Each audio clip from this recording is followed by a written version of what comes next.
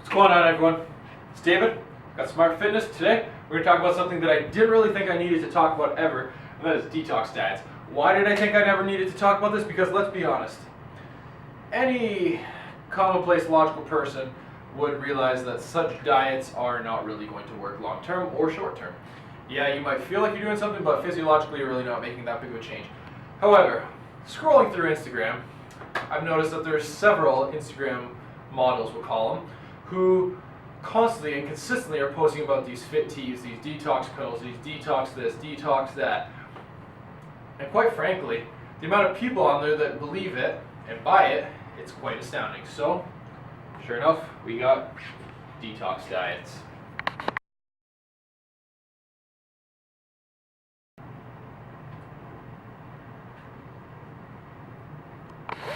Alright guys, so very first, most simplest type of detox diet that I've seen out there is having water with some sort of added ingredient. So when I talk about added ingredients, I've seen detox diets where they talk about having lemon water, where essentially you're just putting lemon in your water and bam, you're systematically detoxing your diet. Realistically, if you're putting that in your diet, the most that it can do to detox in any way, shape, or form would be to make you pee more, and for some people give them the runs. That's not detoxing your diet, that's just causing an inflammation and a normal function of your bladder. Next, having ginger. I've seen it's more or less the same sort of function with ginger as it would be with lemons. So I'm not going to talk too much about that, but that's going to lead us to teas, or the Instagram infamous fit tea. Now, this is a load of bullshit. Anyone who thinks that they're going to be able to clean their colon, clean their kidneys, clean their livers, detox their diet or their entire body just from drinking this tea for 14 days is fooling themselves. If they're thinking that they're cleaning their body simply from having a tea because their rationale is they're not eating calories, or they're not having protein, they're not having carbs, they're not having fats. No, all you're doing is not having your digestive tract work to use those enzymes to break it down. Think about it logically. You use specific enzymes to break down your protein, carbs, and fats, but these teas are using certain spices, herbs, and whatnot, so it's going to use a different type of enzyme. You might not be using lipase or protease to break it down, but you are using a substrate of some sort of enzyme to break that down. So logically, it's not really going to detox you per se. At most, again, you're going to have a lot more shits and a lot more peas. So moving on, that leads us to supplements to detox.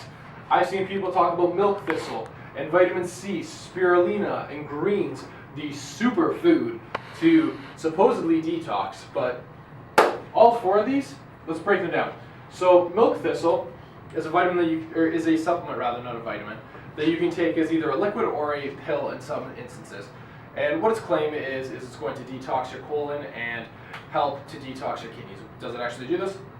Not a chance. It's way too weak. The moment you consume it, the enzymes and the acid in your stomach, is going to start breaking it down and degrading it. There's no way that it can last long enough.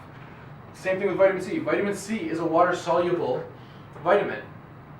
If you're using a vitamin to detox your diet, at most all you're going to do is save yourself from getting scurvy, because that is what vitamin C is known to do, stop people from getting scurvy. So realistically, having an excess amount of vitamin C is not really going to detox your body in any way, shape, or form. Spirulina, it's more or less the same thing as chlorophyll. It's supposed to help aid in digestion, but aiding in digestion and detoxing are two completely different things. So yes, it might be working to help you with your digestive tract, but it's not going to detox you to a point where your colon is supposedly clean. And that leads us to these greens or superfoods, where it's got a mixture of several different types of vitamins, minerals, herbs, what have you. It's supposedly you take this once a day, or some people take it twice a day, and it's supposed to lead you to having a detox cleansed diet, but realistically, again, all you're doing is having some sort of poop. Simple as that. So what can you actually do? First, I want to break down what your body's actually doing when you're supposedly doing these detox diets. So as I've alluded to, essentially when you're doing any of these supplements above or herbal remedies, you're literally just making your body pee more and excrete more. That is not a detox. Your kidney, your liver, your GI tract, they detox daily by themselves through the whole filtration process. You've got your sodium, you've got your potassium, and you've got your water that travel through your kidneys. That is detoxing. That is a natural process. Your kidney, you want to detox your kidney? Or your liver, don't drink so much alcohol. Eat a cleaner diet. It's simple as that. Eating fruits, vegetables, a balanced diet, not consuming an abundance of sugars, not consuming alcohol in abundance. You're going to detox your body naturally. Your body is going to do its natural process. You don't need to detox if your body is functioning normally. It's essentially counterintuitive. You're wasting money, you're wasting time, and you're almost harming your body because it's getting weaker through having decreased calories and not being able to produce ATP from either fat sources as in ketones or through carbohydrates. Next, your GI tract. Your GI tract, through the process of peristalsis, it is in and of itself a natural process that occurs. That is a detox. Every time you take a crap, you're detoxing. So you don't need a product that's causing you to detox through taking poops in excess or pee in excess. It's just what the body does. It's how the body functions. It's completely counterintuitive. So what can you do to promote optimal health? Like I've been suggesting, promoting optimal health will more or less make your body continually detox at a rate that is not going to be difficult. Keep your water intake high. Keep your sodium intake high to balance it. Don't go in excess of sodium. So when I say keep your sodium intake high, around 2,800 to 3,500 milligrams.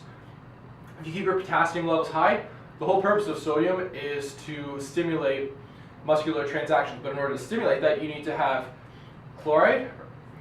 calcium and potassium. Potassium works with the sodium-potassium pump, yes. This is a different subject for a different day, but essentially, if your sodium's high and your potassium's high, and your water intake is high or moderate, not low, your body's going to continually detox through those kidneys. As well, keeping your vitamin levels high and mineral levels high through your fruits and vegetables. Realistically, that's all you need, guys. If you're taking a supplement here to get your vitamins and minerals high, you're literally just wasting money. I understand some people, while they're cutting, need to take a supplement to keep their vitamins and mineral levels high, but if you're taking these supplements as a means to detox, you're essentially wasting your time. That's all I've got to say on this topic. Luke, you got to add anything to this? No, it sounded beautiful again. Sounded beautiful? Thanks, honey. Stay smart, don't detox, get fit.